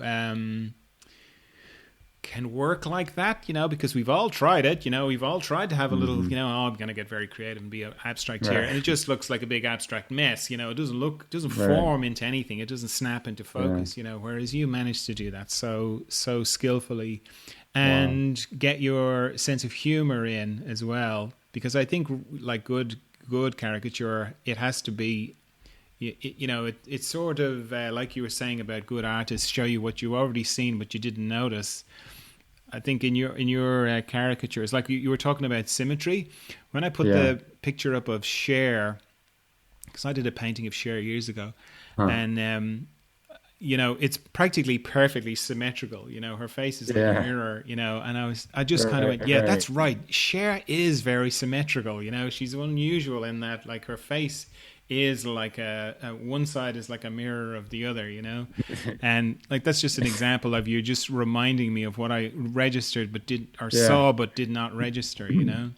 So that's beautiful. And I really like your paintings as well. I know you were sort of saying you've been just coming into it, and it's a relatively new thing for you, but I think the way you've gone about it, and this kind of this Flemish approach, which is, it's not easy, you know. And a lot of people I talk to who start off with that kind of, yes, I do an underpainting, you know, after a couple, you know, 20 years or whatever, they're like, no, God, I don't do that anymore. It's like painting the painting twice, you know. So the fact that you're stuck with it, or you're sticking with it, is it's lovely. And your paintings really show, and they do have a kind of luminosity. I mean, I'm only looking at them on a screen, but I can imagine what they look like in person. And it's really been nice to talk to you. I think this is, our conversation is one of those episodes that people will return to when they're feeling a bit low. Wow. You know, because there are a few people I've talked to, and people will write to me and they go, yeah, if I'm feeling a bit like I'm dragging a bit, or it's not good, I'll listen to this chat you had with this person. And I have a feeling this is one of those ones, you know, because I certainly feel it myself. Wow. You know, there's you've got so much enthusiasm, and just, you really are conveying that thing that you were hoping you'd convey, of like, wow, look at this, isn't this amazing? And, you know, we're sort of, I'm joining you with that. You know, I always think that's the best kind of teaching, is when you stand beside the person rather than opposite them, you know. You know what I mean? Like, you're sort of standing beside, looking at life, going, wow, isn't life amazing? Rather than stand in front of them going, now let me tell you how amazing life is. And could you just get out of the way so I can see how amazing life is? Right. That's perfect. That's perfect. Yeah. So, it's been lovely chatting with you. I keep in touch with everybody, so I'm sure we'll keep in touch. But yeah, we'll say goodbye for now. Awesome, John. I'm so honored. That's amazing insight, and I like when people say the things that they see in my work, because it helps me to hear things I don't know. But your words are so great and kind to me and encouraging as well. So it's been a real honor to meet you finally again, and talk to this. I love you. I love what you're doing. I love your show. So again, I'm honored, and thanks for taking the time to spend some time with me here. No, you're welcome. Okay, bye. Later, guys. Thanks for joining us. I've never felt this good in my entire life. Make me some spaghetti. Actually, I'd prefer a cup of tea. A cup of tea would be lovely.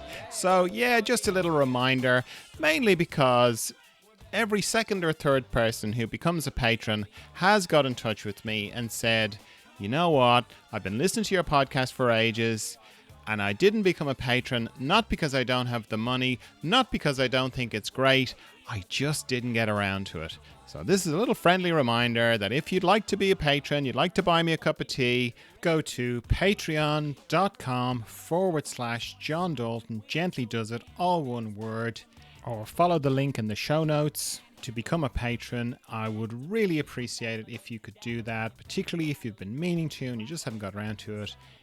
It would be great. It would mean a lot to me. All right, thank you. Bye. We are the Argyle Pimps, so buy us a drink. We're better than you thought, but not as good as we think. We are the Argyle Pimps, so buy us a drink. Come on, buy us a drink. Come on, buy us a drink. We are the Argyle Pimps, so buy us a drink. We're better than you thought, but not as good as we think. We are the Argyle